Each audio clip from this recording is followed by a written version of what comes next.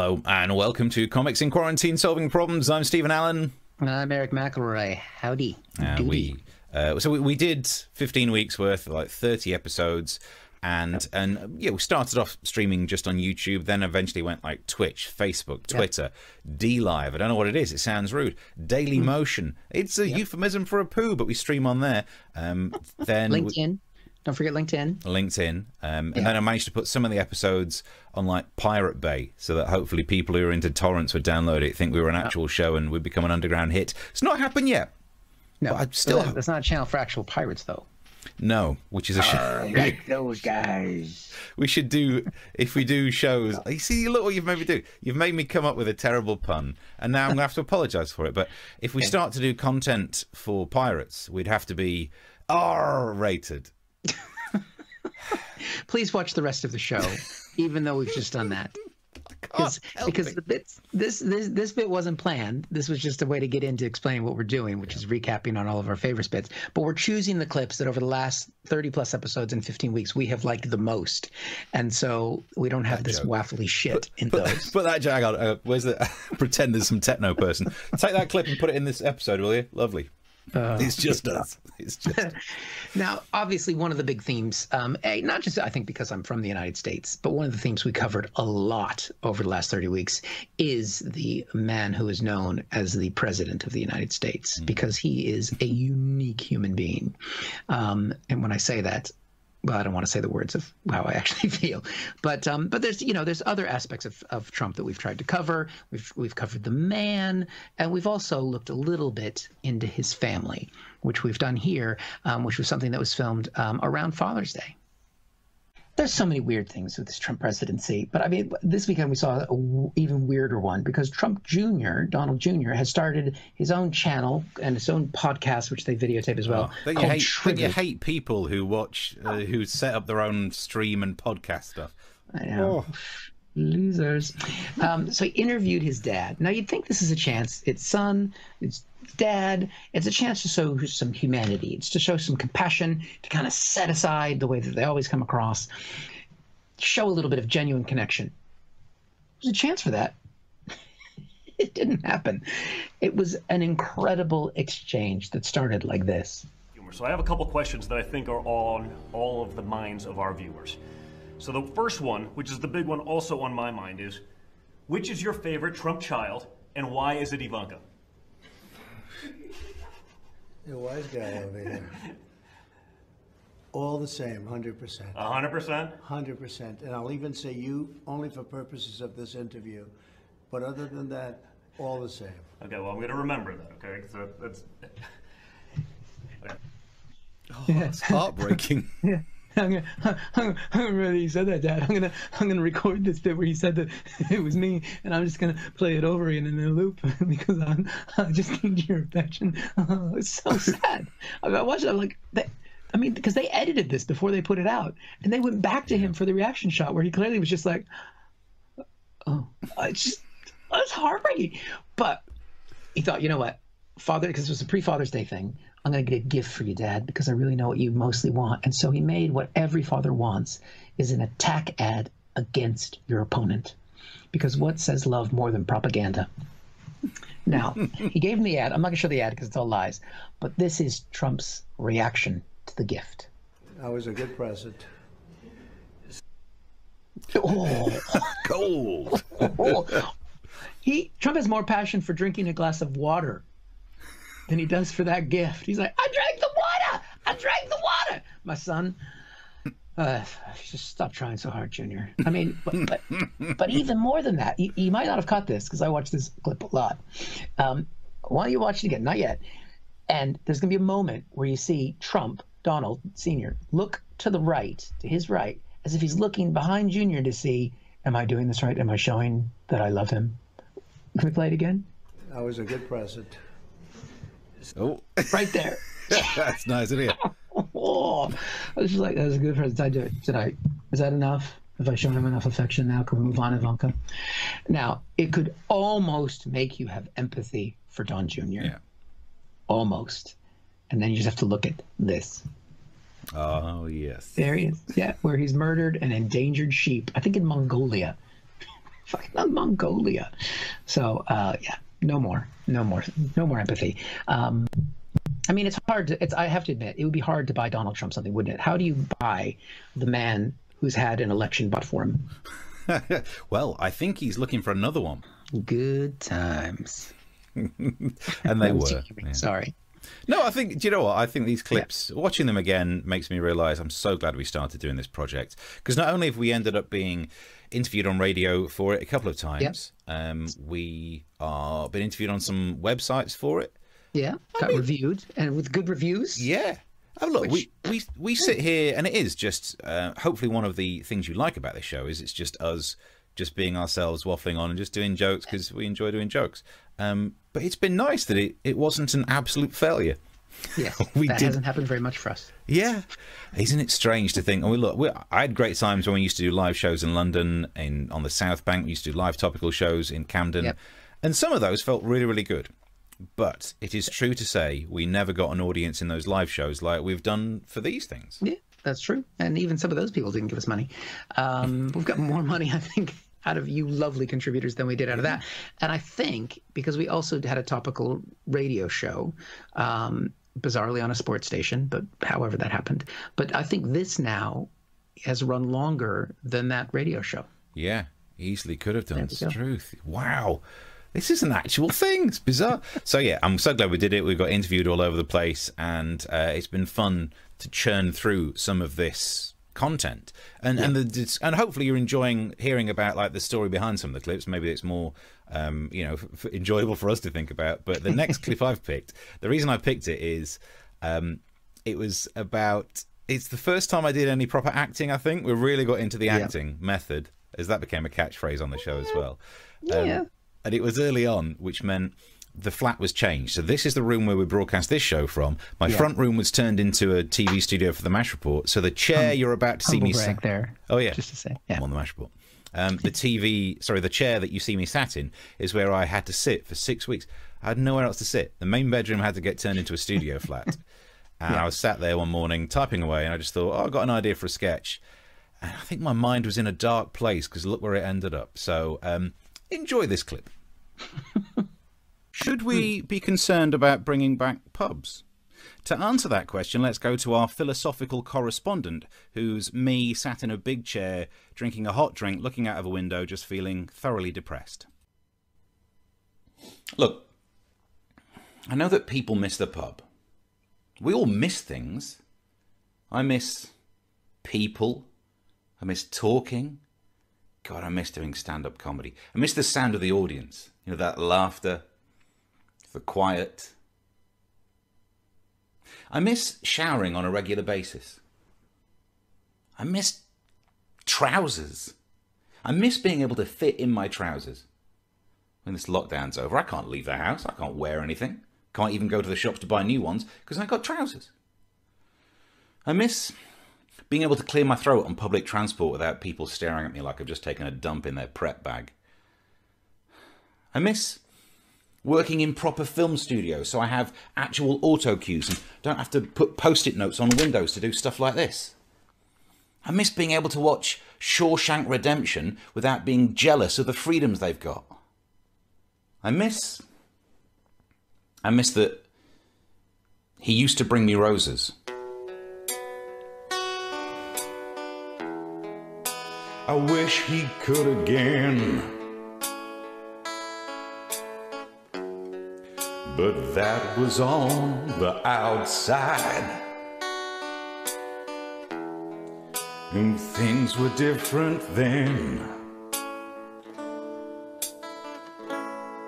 On the inside, the sun still shines, and the rain pours down.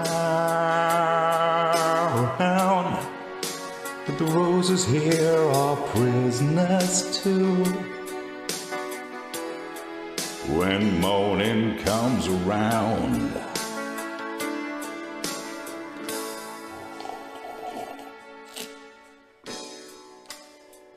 I'm not coping.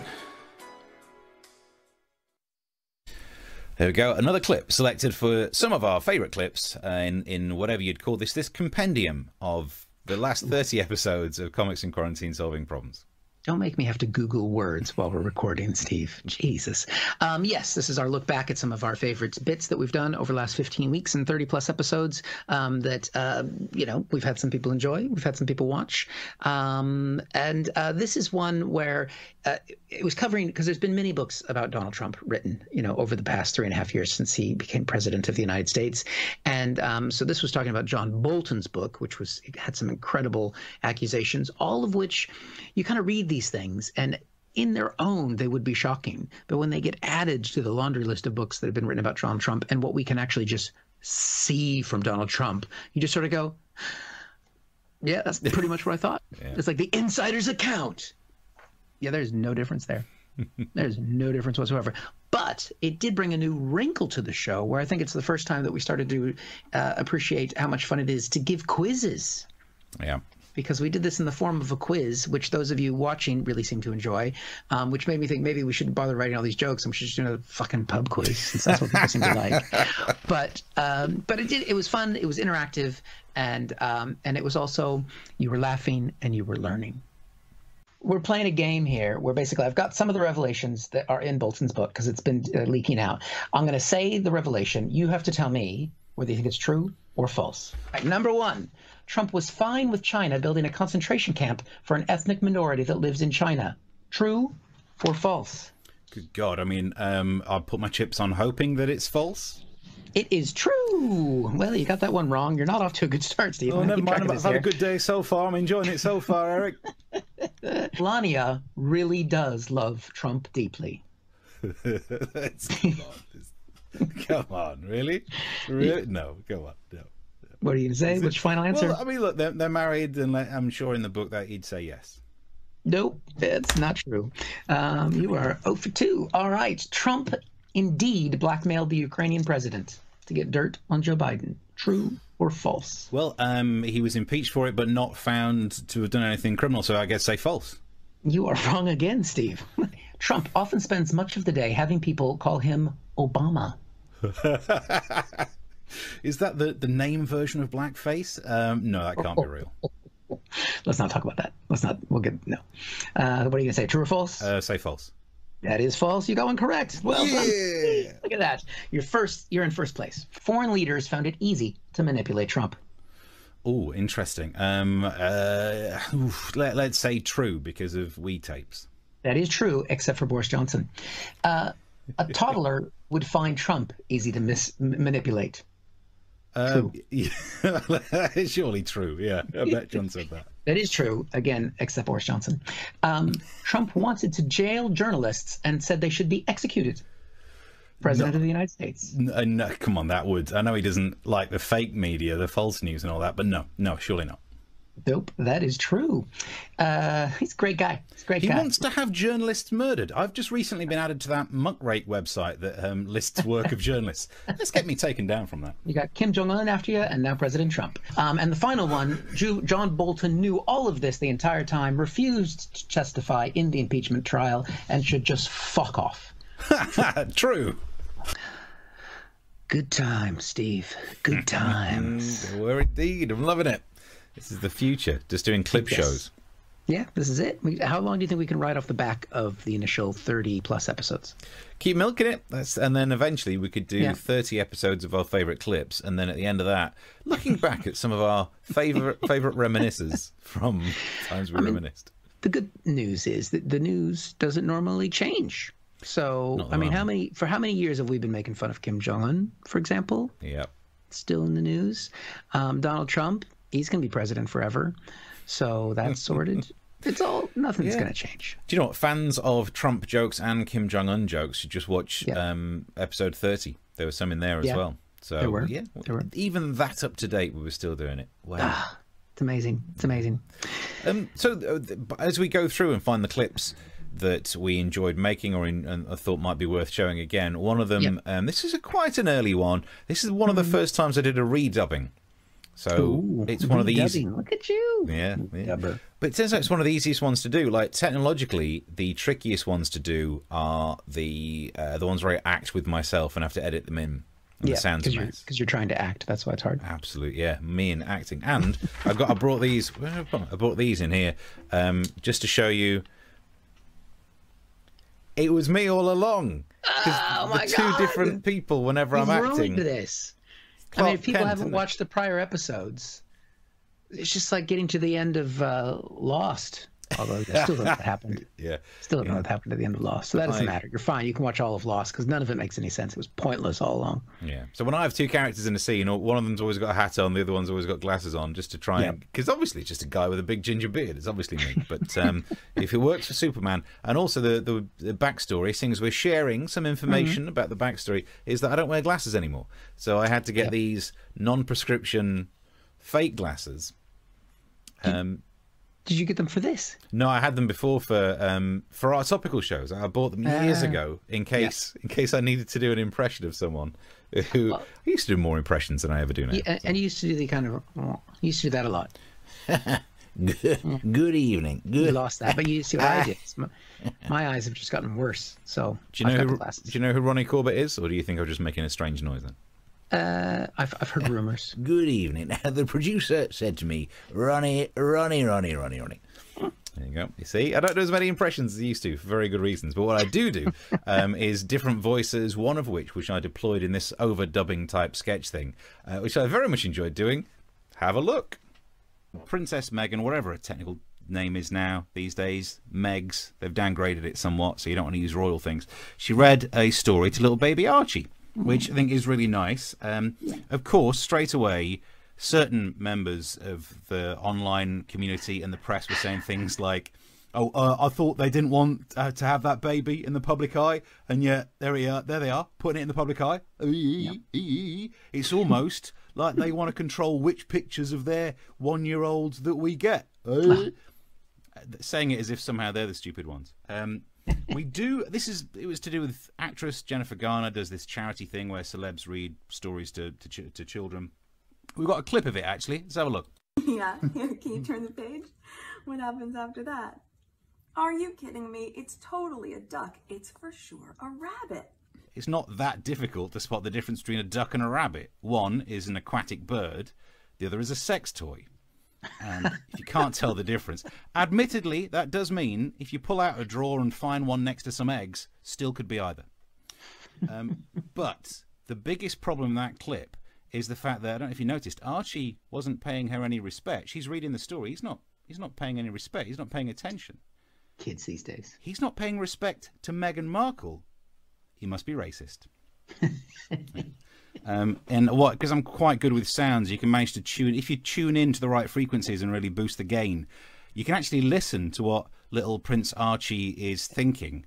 We can watch another clip. See if you can hear what Archie's thinking. Oh, here we go. She's available for voiceovers and audiobooks. Well, anyway, now what do you want to do? Anything but this. There we go. Fetch. No? What happened? Hey, I don't know. What do you want to do? get it done. Hey, look! An anteater.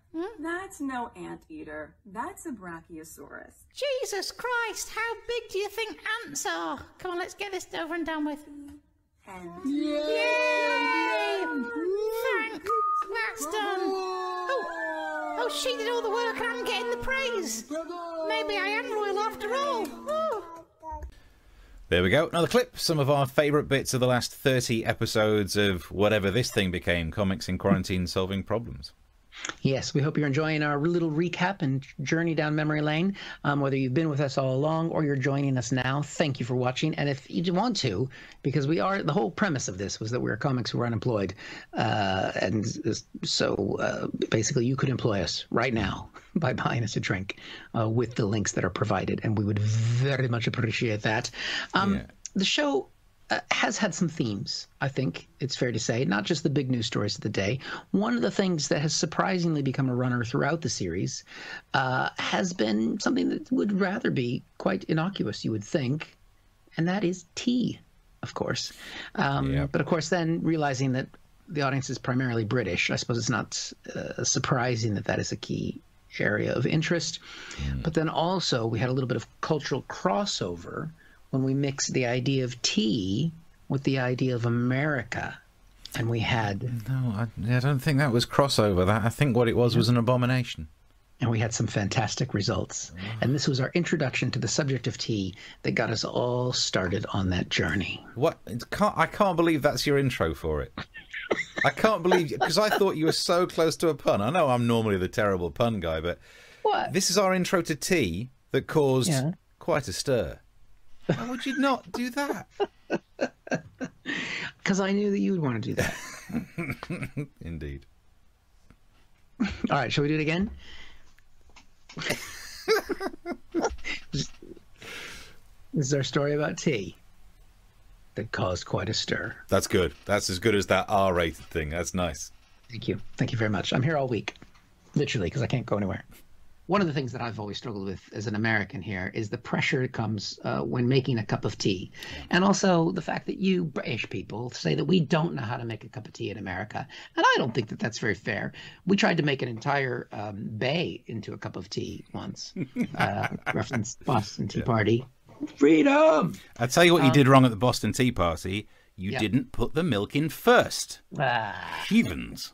That's what it was. But just to prove that we do know how to make a cup of tea, and through the miracle that is TikTok, we have a TikTok from America on how to make a good cup of tea. Hey guys, so I get a lot of questions about hot tea. So today I wanted to show you what this American girl likes as hot tea. So I mix a lot of ingredients together. So first is 1 cup of Insta tea, 2 cups of Tang Country Time lemonade, 1 cup of sugar, another cup of sugar, a little bit of cinnamon, a little bit of cloves.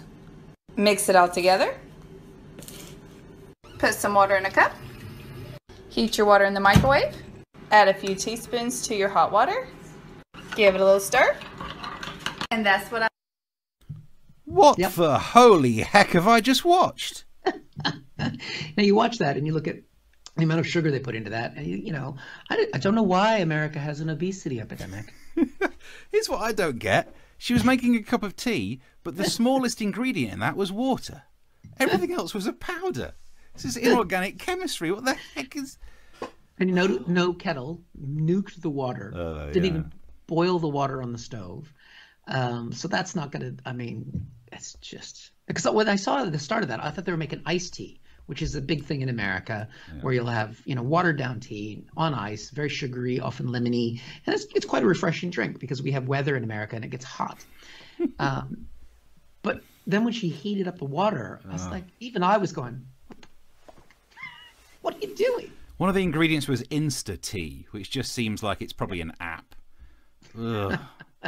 Insta tea, 2 tablespoons of Tang. Yeah. Actually, weren't even tablespoons, was it? It was a cup of each. Oh, good. Oh. And then I think, was there cinnamon in there too? Yeah. I'm appalled by everything in that.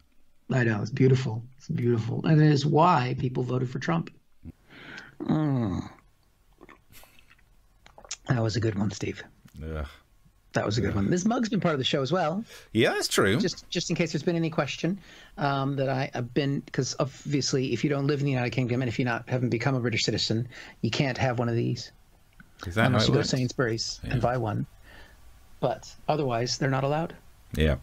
So it's proof. I think that's, when you got your citizenship, they gave you the mug and tell you to head out there and you know, pay more tax. I think that's what it is. Proof. It's proof. I mean, in terms of props, there's been a lot of props, and these books, we mentioned these lots in the early shows. I've not done it for ages. So I've set up that these drawers behind me, we know the premise of the show is that it's effectively a TV show that it's 2 blokes just doing from their back spare rooms because they can't leave the house.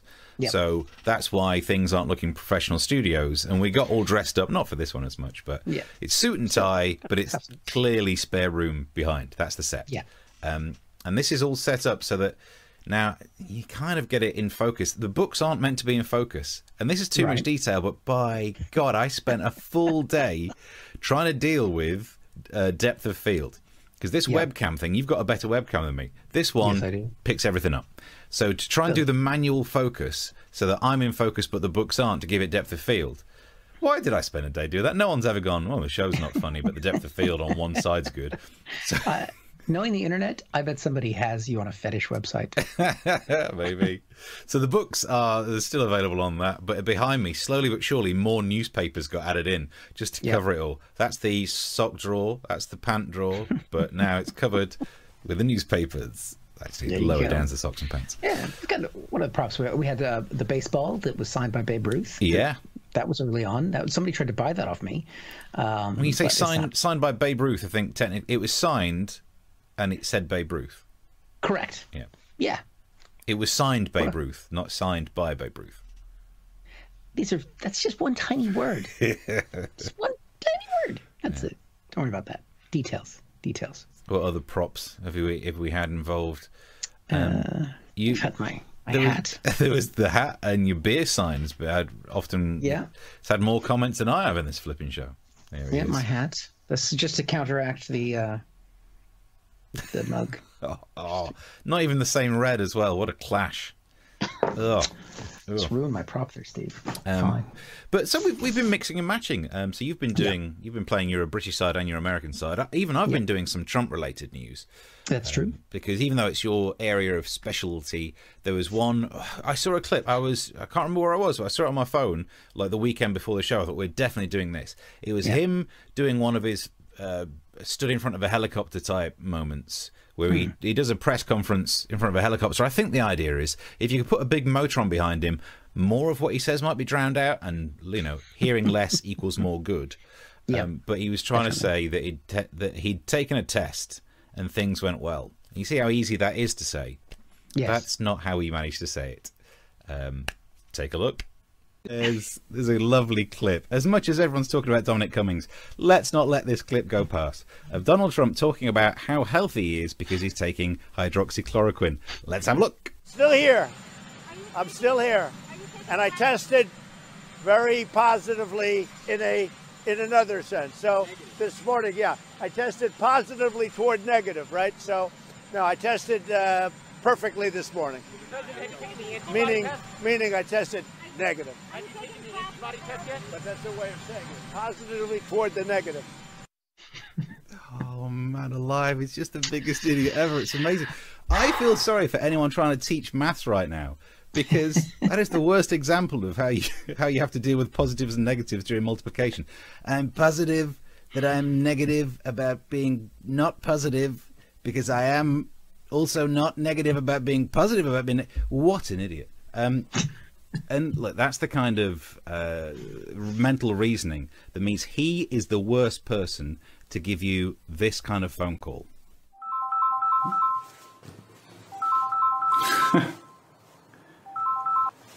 Big D, hello. How you doing?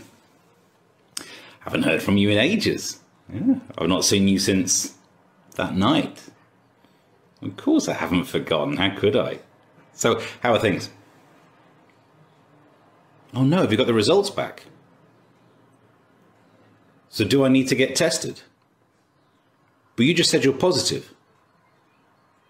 Well, which is it? Are you positive or are you negative? Are you sure? Stop saying positive. You could have said yes or no to that one. Donald, this is really, really bad news. But I want to be negative. Oh no, I see you meant mood. Okay. There you go. Another clip from the last 30 episodes of Comics in Quarantine Solving Problems. Fond memories, definitely fond memories. And I mean, there's been numerous themes throughout the show. I think one of them definitely has to be all of our experiences now with shopping. Because before Monday, it was only the essential shops that were open, things that we truly needed. And then they opened up the non-essential ones, the things that we don't need, and people queued for that longer. People are more interested in buying things that they don't want in comparison to things that they actually do, which means if you're thinking of opening a shop, you really want to open a shop that absolutely nothing about what it sells is of use. I've made an advert for it. Come on down to the totally not essential store. We have things you don't need at low, low prices. Select from our wide range of items you'll never use. Like this, laminated soap. No lather, but it lasts longer than any other brand. Tired of not feeling things when wearing protective handwear? Try these fingerless latex gloves. you'll have your safety in the palm of your hand, but nowhere else. Try our rentals department, where you can hire a double-decker bus for Lib Dem MP field trips. Looking for a gift? We sell vouchers for all top brands. Monsoon, Victoria's Secret, Debenhams, Bright House, and of course, Woolworths. Visit this weekend and get these indicator bulbs half price. Think they look useful? Think again. They're for BMWs. The Totally Not Essential Store. Why bother? Thank you very much for watching this recap episode of the best and the brightest of the last 30 episodes of Comics in Quarantine Solving Problems. We will be back on Thursday for our final little look back over the season of what we've done, and hope you've enjoyed watching. If you have, please tell people about it. You can also contribute to the show with the little link that's on there that's just to help keep us alive. If you don't like us, remember, I've got a puppy. And that's pretty much it from me. Thanks for watching. I've been Eric McElroy. Yep, I've been Stephen Allen. We will see you Thursday at 9. Bye.